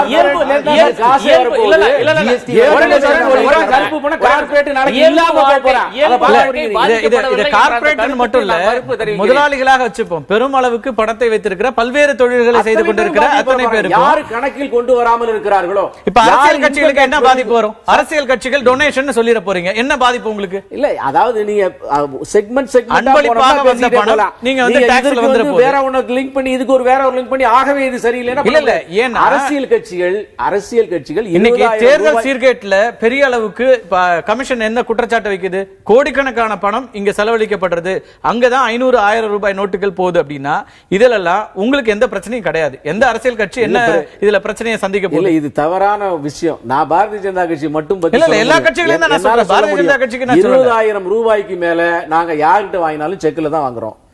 20,000 ரூபாய். ஆனால் எந்த கட்சியும் ஐடி ஆக்ட்ல நீங்க வந்து உங்களுடைய இன்கம் டாக்ஸ் காமிக்க முன் வந்திருக்கீங்களா? இன்கம் டாக்ஸ் காண்பிப்பதற்கு முன் வந்திருக்கிறதா? அதுக்குள்ள வர்றதுக்கு ஆர்டிஐக்குள்ள வர்றதுக்கு இப்ப தயாரா இருக்குதா கட்சிகள்? அது தனி விவாதம். நீங்க அன்பளிப்பு, நீங்க டொனேஷன் காமிச்சு எல்லாத்தையும் வாங்க முடியாது. அதனால அதை வைத்து இன்றைய விஷயத்தை கம்பேர் பண்ண வேண்டாம். ஆர்கே ஒரே விஷயம் சொன்னாரு, அன்றைக்கு 78ல இதே மாதிரி போகின்ற போது 10,000 ரூபாய் பாதிக்கப்படவில்லை, 5,000 பாதிக்கப்படவில்லை அப்படின்னு சொன்னாரு. நான் என்ன சொல்றேன், அன்னைக்கு 1000 ரூபாய்க்கு கீழே இருக்கிறது அத்தனை பேர் வச்சிருந்தோம். இன்னைக்கு 16.5 லட்சம் கோடி ரூபாயில 13ல இருந்து 14 86% 500-1000 ரூபாய் தான் கையில வச்சிருக்கோம். நேச்சுரலா பாதிக்கப்படுவோம். மீதி இருக்கக்கூடிய விஷயங்கள் எல்லாமே 10 ரூபாய் 5 ரூபாய் வச்சிருக்கோம். Denomination is 86%. அப்ப இந்த நேச்சுரல் கால்குலேஷன் குடும்பம் நடத்திட்டு இருந்தாரு என்னுடைய தகப்பனார். இன்றைக்கு முடியுமா 325 ரூபாயில?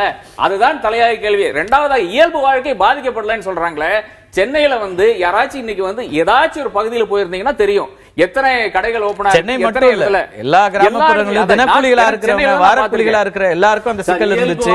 பாதிக்கப்படும் சாதாரண மக்களுக்கு 2 நாளைக்கு 3 நாளைக்கு சிரமம் இருக்கும். மோடி நேற்று சொன்னார், அப்படியெல்லாம் இல்ல, அப்படியே இல்ல, ஈக்குவல் சாதாரண டிரான்ஸ்பர்மேஷன் நடந்துரும்னு சொல்லல. இந்த 3 நாளை பொறுத்துக் கொள்ளாதவர்கள் இந்த ஆயுள் முழுவதும் கருப்பு பணத்தை பொறுத்துக் கொள்ள வேண்டும். உழைத்து சம்பாதித்த எங்களை மாதிரி ஆளெல்லாம் கருப்பு பணக்காரர்களிடம் இருப்பதற்கு தயாராக இல்லை. அதனால எங்களுடைய பணத்துக்கு மரியாதை வேண்டும் என்பதற்காக இதை நாங்கள் நாட்டு மக்கள் ஒரு வங்கியாளராக இந்த ஒரு முடிவை நீங்க எப்படி பாக்குறீங்க? இது எப்படி செயல்படுத்த போகிறாங்க? இதுல இருக்கிற நிறைய சிக்கல்கள், நடைமுறை சிக்கல்கள். ஒரே நாள்ல இப்ப இன்னைக்கு வங்கிக்கு விடுமுறை கொடுக்க வேண்டிய தேவை எங்க வந்தது? அப்ப புதிய நோட்டுகள் இதுக்குள்ள கொண்டு வந்துட முடியுதா? என்ன நடந்துட்டு இருக்கு சார்? ஒரு வங்கியாளராக புதிய தலைமுறையின் வாயிலாக இதை நாங்கள் நிச்சயமாக வரவேற்கிறோம். இந்த சூழ்நிலையை எதிர்நோக்குவதற்காக எல்லா விதமான ஏற்பாடுகளையும் செய்து நாங்கள் தயார் நிலையில் இருக்கும் என்பதை இந்த சமயத்தில் நான் பதிவு செய்து கொள்ள விரும்புகிறேன். இது சம்பந்தமான தெளிவான அறிவுரைகள் எங்களுக்கு ரிசர்வ் பேங்க் வங்கியிலிருந்து இன்று காலையிலே வந்துவிட்டது. அதையொட்டி எங்களுடைய வங்கி நிர்வாகம் எல்லா கிளைகளுக்கும் சுற்றறிக்கையும் அனுப்பி வைக்கிறது. அந்த சுற்றறிக்கையின் வாயிலாக இன்றைக்கு நீங்கள் ஒரு கேள்வி கேட்டீர்கள், இன்றைக்கு ஏன் இந்த விடுமுறை அளிக்க வேண்டிய? இன்றைக்கு எங்களுடைய வங்கி கிளைகள், எல்லா வங்கி கிளைகளும் உள்ள 500 மற்றும் 1000 ரூபாய் நோட்டுகளை விலக்கிக் கொள்ள வேண்டிய கட்டாயம். அவை எல்லாமும் வங்கி கிளைகள் இருக்கிறது, ஏடிஎம், கேஷ் டெபாசிட் மிஷின், இவைகள் எல்லாவற்றையும் நாங்கள் இன்றைக்கு எடுத்து விட்டோம். எடுத்து இன்றைக்கு ரிசர்வ் வங்கியிடம் ஒவ்வொரு வங்கியிலும் எவ்வளவு இருக்கின்றது என்பதை தெரிவித்து விட்டோம். அதே சமயத்திலே நாளை பொதுமக்களுக்கு அளிப்பதற்காக 100 ரூபாய் நோட்டுகளை நாங்கள் தயார் நிலையிலே எடுத்து வைத்து விட்டோம். 50 ரூபாய் நோட்டுகள் மட்டும். அது மட்டுமில்லாமல் இன்றே ரிசர்வ் வங்கியிலிருந்து 2000 ரூபாய் நோட்டும் 500 ரூபாய் நோட்டும் புதிய நோட்டுகளும் வந்து அடைந்து விட்டன. எனவே நாளையிலிருந்து பொதுமக்களுக்கு வழங்குவதில் எங்களுக்கு எந்தவிதமான சிரமம் இருக்காது. இது போன்ற பல்வேறு சூழ்நிலைகளை பல்வேறு காலகட்டங்களிலே பொதுத்துறை வங்கிகள் சந்தித்திருக்கின்றன வெற்றிகரமாக.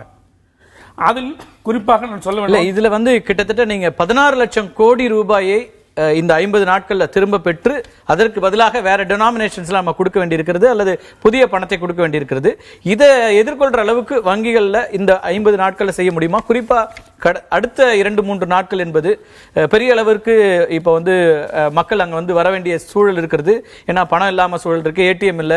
அப்ப அந்த சூழல்ல உங்களை தான் வந்து நாட வேண்டியிருக்கு. இதெல்லாம் எதிர்கொள்ற நிலைமையில வங்கிகள் இருக்கா? நிச்சயமாக. எப்படி நான் சொல்றேன்னா, இதுல முக்கியமா நம்ம புரிந்து கொள்ள வேண்டியது என்ன, மாற்று வழிமுறைகள், ஆல்டர்னேட் சேனல்ஸ் இன்னைக்கு நிச்சயமாக வளர்ந்திருக்கிறது. அது யாரும் மறுக்க முடியாது.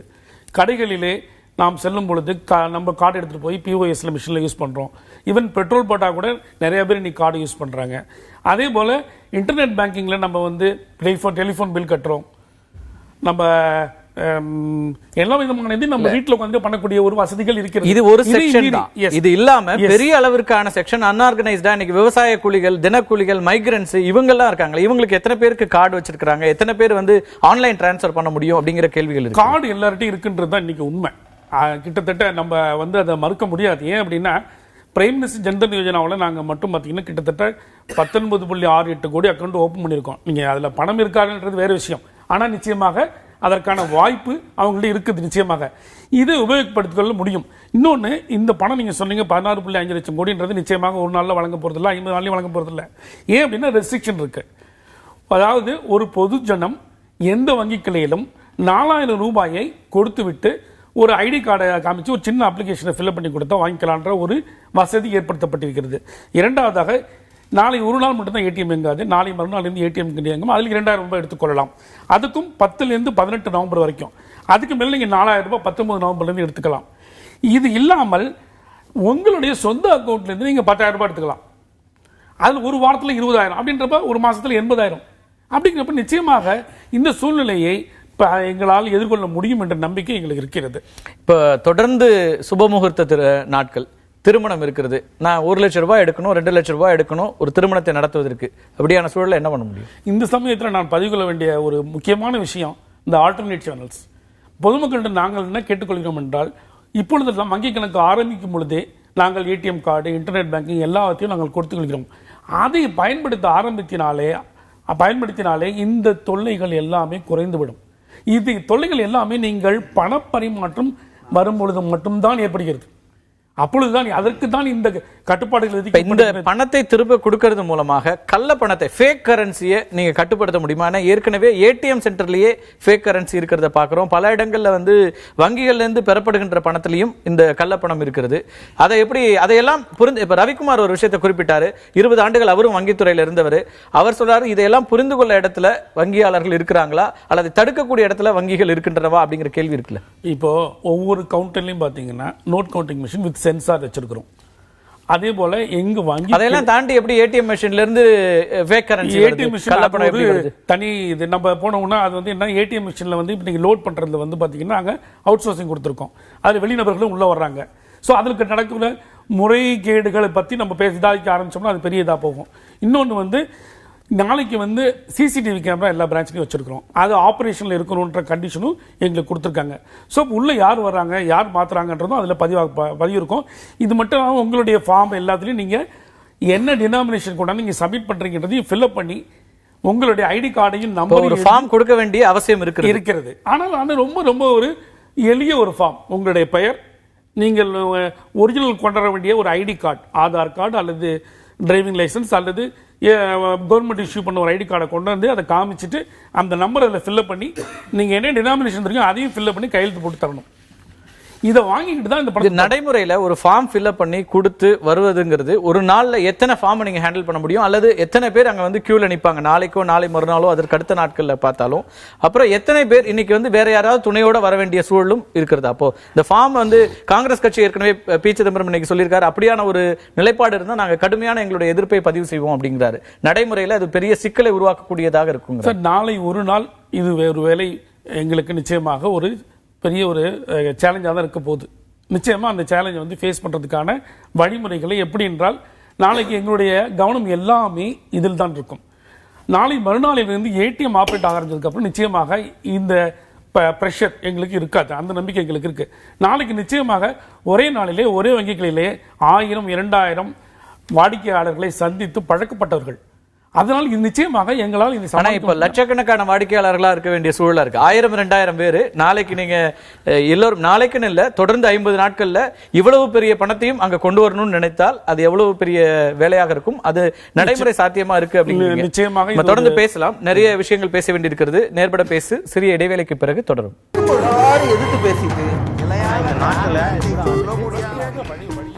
கருப்பு பணத்தை ஒழிப்பதற்காக மோடி அரசாங்கம் எடுத்திருக்கிற இந்த நடவடிக்கையால் அதிகம் பாதிக்கப்பட போவது யார் என்பது குறித்து பேசிக் கொண்டிருக்கின்றோம். சாமானியர்களுடைய பாதிப்பு அதிகமா பலன் அதிகமா என்பது குறித்து பேசிக் கொண்டிருக்கின்றோம். ரவிக்குமார், உங்களுடைய கருத்துக்களாக இப்ப வந்து இது ஒரு பெரிய புரட்சிகரமான திட்டம், சில பிரச்சனைகள் இருந்தாலும் கூட இதையெல்லாம் ஒரு கட்டுக்குள்ள கொண்டு வர்றோம், எல்லாமே ஒரு கணக்குக்குள்ள வர்றது இருக்குது. நடைமுறையில ஒரு தொடக்கம் வரும்போது இந்த மாதிரியான பிரச்சனைகள் வரதா செய்யும், அதையெல்லாம் சந்தித்து தான் ஆக வேண்டும், ஒரு முக்கியமான விஷயம் அப்படிங்கிற கருத்தை முன்வைக்கிறாங்க. நீங்க எப்படி பாக்குறீங்க? இல்லை, இது அவசர நேர காலத்தில் இப்படி தான் சொல்லப்பட்டது. நாட்டுக்காக மக்கள் தியாகம் பண்ணிக்கணும், நாட்டுக்காக இதெல்லாம் பொறுத்துக்கணும், அப்புறம் நீங்கள்லாம் கண்காணிக்கப்படுகிறீர்கள். பாருங்க, வங்கியில் என்ன சொல்றாரு, நாங்கள் வந்து கேமரா வச்சிருக்கிறோம். அப்புறம் ஃபினான்ஸ் செக்ரட்டரி சொல்றாரு, நாங்கள் இவ்வளவு 200% உங்களுக்கு இது போடுவோம். இப்போ இது எல்லாமே இந்த சிஸ்டம், இந்த பேச்சு, இது எல்லாமே எமர்ஜென்சி காலத்தில் என்ன நடந்ததோ அதுதான் நடந்துட்டு இருக்கு. இப்போ நான் கேட்குறேன், இந்த கருப்பு பணத்தெல்லாம் இன்னைக்கு ஒழிச்சிட்டு உடனடியாக நாட்டோட பொருளாதாரத்தை பெரிய அளவில் நாங்கள் அதை வந்து மீட்டு எடுத்துருவோம் அப்படின்னு அவங்க சொல்றாங்களே, அது உண்மையாக இருந்தால் இந்த 3 மாசம் கழிச்சு அவங்க பட்ஜெட் போடும்போது அந்த பட்ஜெட்ல என்ன பண்ணணும்? இதனுடைய பலன்களை சாதாரண மக்களுக்கு சென்றடைய அவர்கள் வழி செய்வார்களா? வேற ஒன்றும் இவர் சொன்ன 15 லட்சம் ரூபாயை அக்கௌண்ட்ல போடுறது கூட வேணாம். நான் என்ன கேட்கிறேன், நீங்க தினம் டீசல் பெட்ரோல் போடுறவங்க வயிற்றுல அடிச்சு அவனை பகல் கொள்ளை மாதிரி அவன்கிட்ட சர்ச்சா அவன் வரியை போட்டு அவன்கிட்ட பறிமுதல் பண்றீங்களா, அதை நிறுத்தி ஏழை எளிய மக்கள் அவங்ககிட்ட இந்த புடுங்குறதை நிறுத்தி அந்த பெட்ரோல் டீசல் விலையாவது சர்வதேச மார்க்கெட்டுக்கு ஏற்ற அளவுல வைப்பீங்களா? அந்த உத்தரவாதத்தை கொடுக்க முடியுமா? அந்த 3 மாசத்துல இந்திய பொருளாதாரத்தை நீங்க உயர்த்தி காட்டலன்னா அதுக்கு பொறுப்பேற்று நீங்க எடுத்த நடவடிக்கை தவறு, இது வந்து உண்மையாகவே பலனடிக்கல அப்படின்னு வெளிப்படையாக அறிவிக்க முன்வருவீங்களா? அதை செய்வதற்கான தெம்பு இன்றைக்கு இவர்களுக்கு இருக்கா? நான் திரும்ப திரும்ப ஏன் கேட்கிறேன்னா, இன்றைக்கு இருக்கிற இதே மோடி அரசாங்கம் இது தொடர்பாக இன்றைக்கு இது மாதிரியான பணப்புழக்கம், கருப்பு பணத்தை கட்டுப்படுத்துவது தொடர்பாக சட்ட ஆணையம் போன்ற நிறுவனங்கள், உச்சநீதிமன்றம் போன்ற அமைப்புகள் கொடுக்கிற பரிந்துரைகள் எதையுமே கண்டுகிறது இல்லை. அப்படி இருக்கும்போது இவர்களுடைய நோக்கம் சரியானதாக இருக்கும் எப்படி நம்புறது? அதுதான் எங்களுடைய முக்கியமான கேள்வி.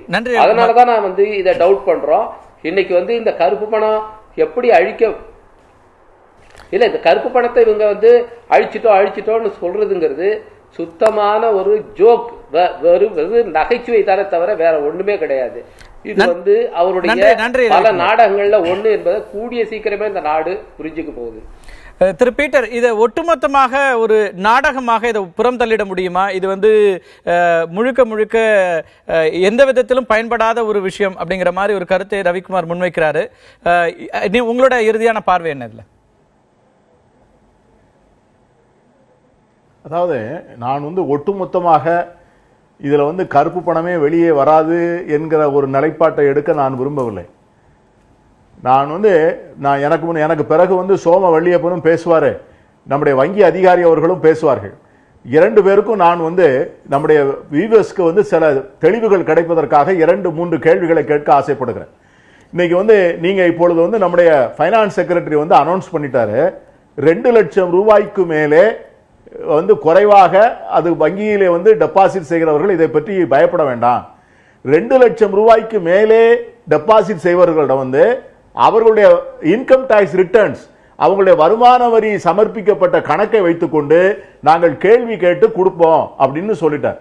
இப்ப நாளைக்கு ஒரு எங்க கிராமத்தில் இருக்கிற ஒரு மூதாட்டி, ஒரு 70 வயது அம்மையார் தன்னுடைய கையில ஒரு 7 லட்சம் ரூபாயை வைத்திருக்கிறார் என்று சொன்னால், அந்த ரூபாயை கொண்டாந்து கொடுத்துட்டு வங்கிகளில் இவங்க வாங்கி வைத்துக் கொள்வார்களே, அதை எப்பொழுது அந்த மூதாட்டியிடம் அவர்கள் திரும்ப கொடுப்பார்கள்? ரெண்டாவது, அந்த மூதாட்டி சொல்லுகிறாருன்னு வச்சுக்கொள்ளுங்க, ஐயா வருமான வரி கணக்கை ஒப்பிட்டு பார்க்கிறதுக்கு என்கிட்ட வருமான வரி நம்பரே இல்லையே அப்படின்னு சொன்னா அந்த அம்மையாருடைய பணம் என்ன ஆகும்?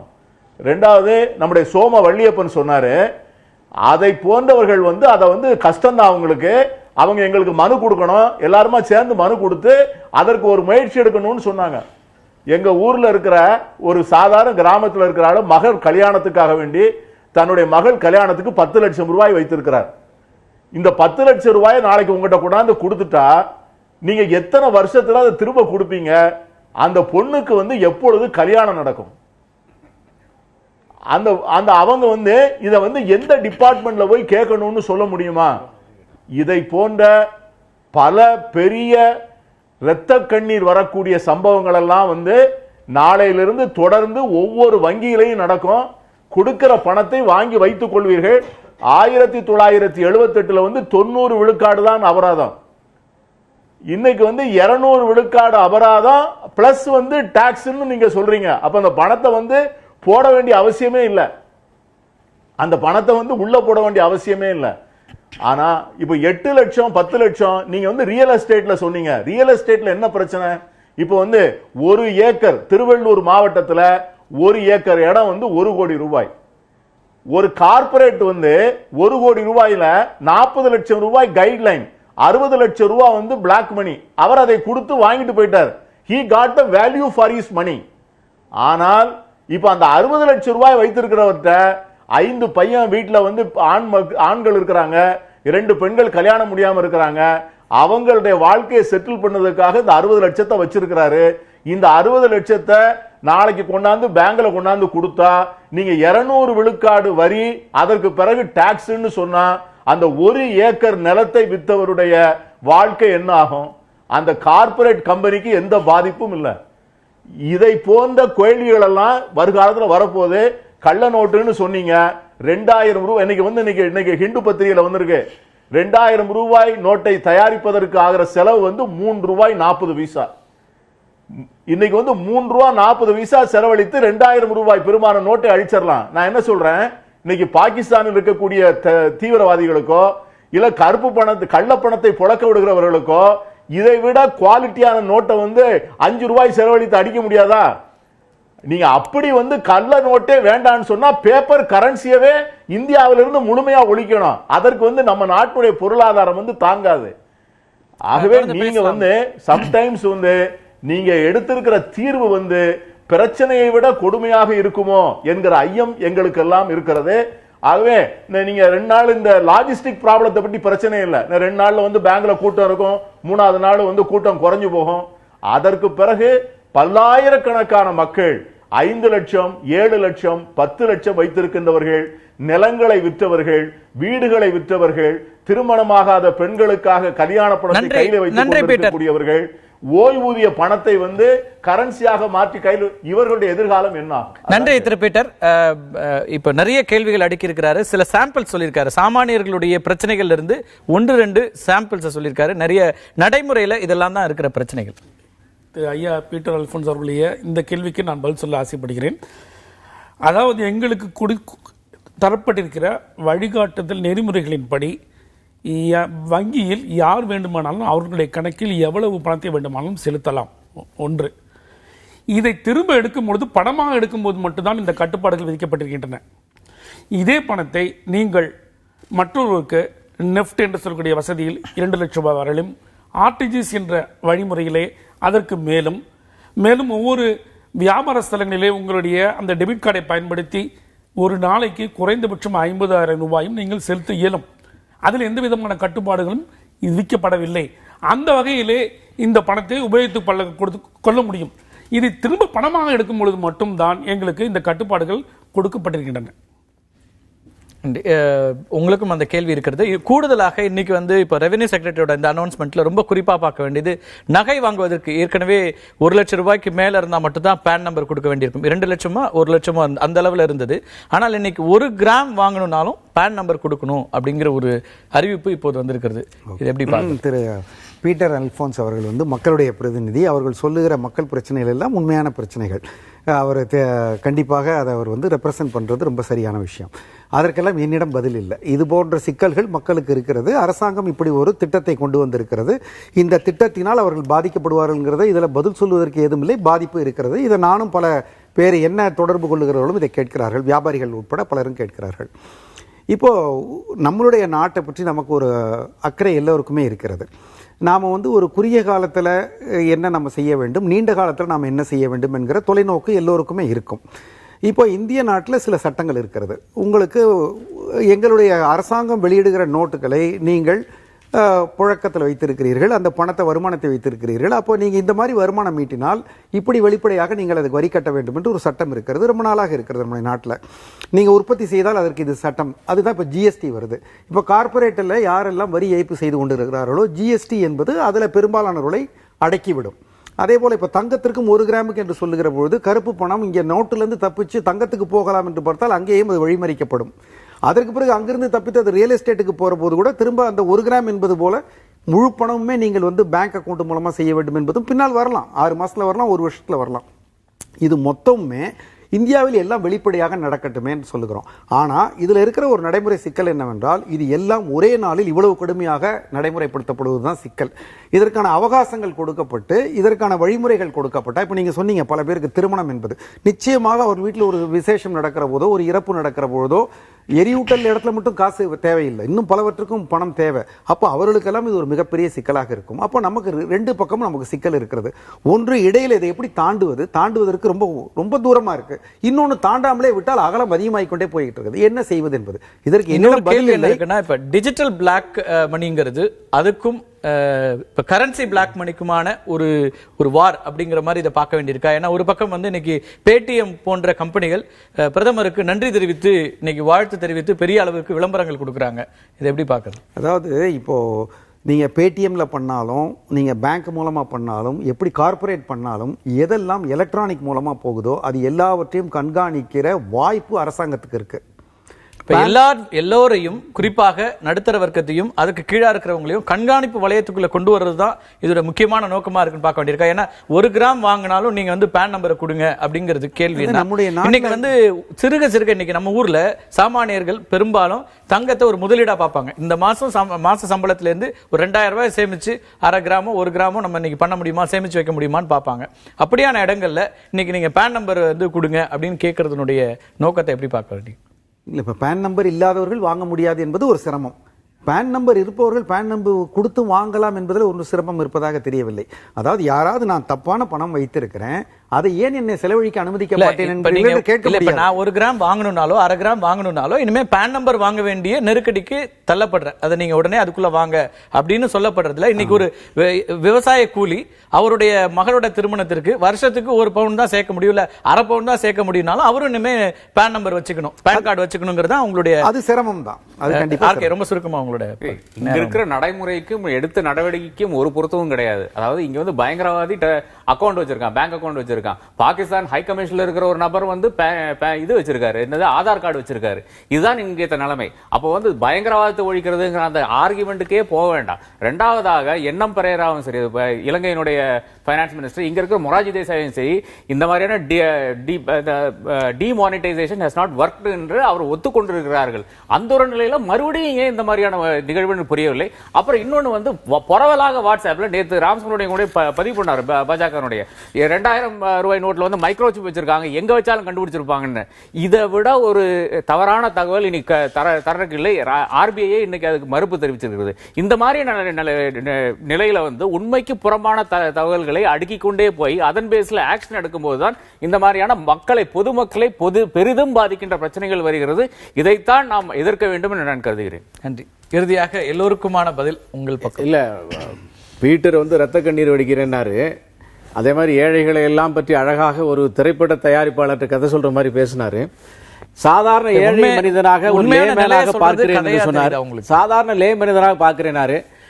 இந்த நாட்டினுடைய ஒரு மிகப்பெரிய பொருளாதார சீர்திருத்தத்துக்கு காங்கிரஸ் கட்சி எதிர்ப்பு தெரிவிக்க முடியாது, இதோடு சேர்ந்து வந்துதான் ஆக வேண்டும். அதனால ஏற்றுக்கொள்ள முடியாமல் அதனுடைய வயிற்றின் வெளிப்பாடாக ஏழை மக்களையும் நடுத்தர மக்களையும் கலக்கத்தில் உண்டு பண்ணலாம் என்கின்ற கடைசி முயற்சியில இறங்கி இந்த மாதிரி நிறைய விஷயங்கள் பேசினார். எந்த ஒரு வருமானமும் அந்த ஒரு வருமான வரித்துறை கழுத்தை பிடிச்செல்லாம் ஒன்றும் பண்றது இல்லை. இன்றைக்கு நானும் பார்த்திருக்கிறேன். அவர்கள் போய் நீங்க சூட்டபிள் ஆன்சர் சொன்னா முடிக்கிறாங்க. இதெல்லாம் நான் பதில் பேச தயாரா இல்ல, அது பீட்டருக்கும் தெரியும். இருந்தாலும் கூட இல்ல, என்ன பிரச்சனைனா நீங்க வந்து செப்டம்பர் 30ஆம் தேதி வரைக்கும் ஒரு நேரம் கொடுத்திருந்தீங்க. யாரெல்லாம் பணம் இன்னும் செலுத்தாம இருக்கீங்களோ கருப்பு பணத்தை திரும்ப பெறதுக்குன்னு 40% அப்படிங்கிறது தான் அப்ப இருந்த அளவீடு.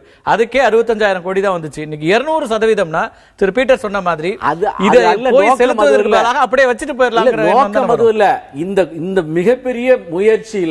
இந்த மிகப்பெரிய முயற்சியில அது அந்த வளையத்துக்குள் வராது. நான் இப்ப அந்த ஸ்டேட்மெண்ட் நாங்கள் படிக்கல.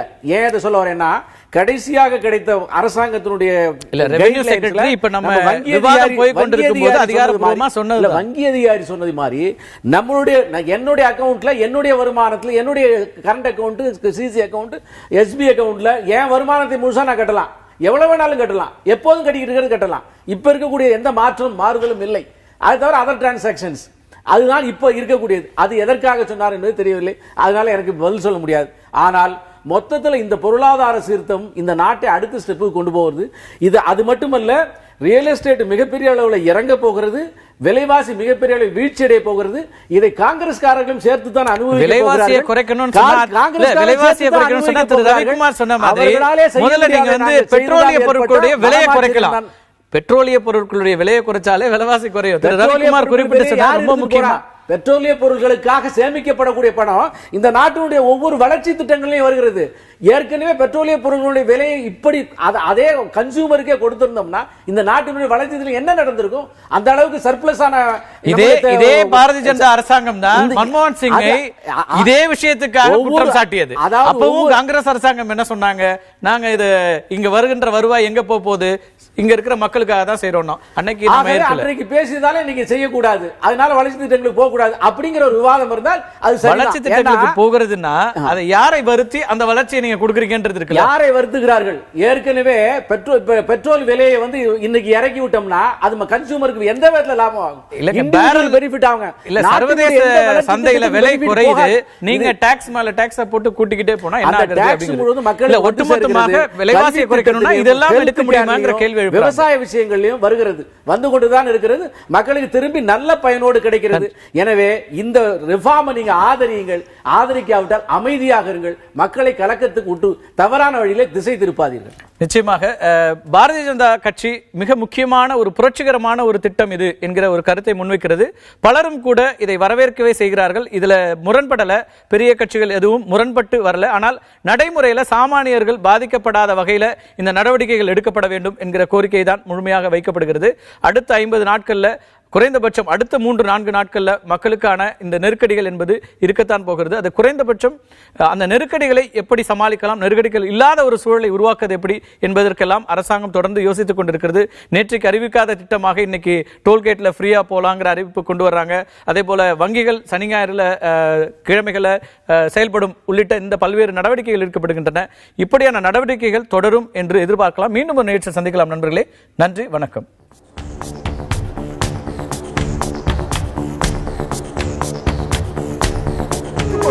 எதிர்த்து பேசிட்டு வழியை தவிர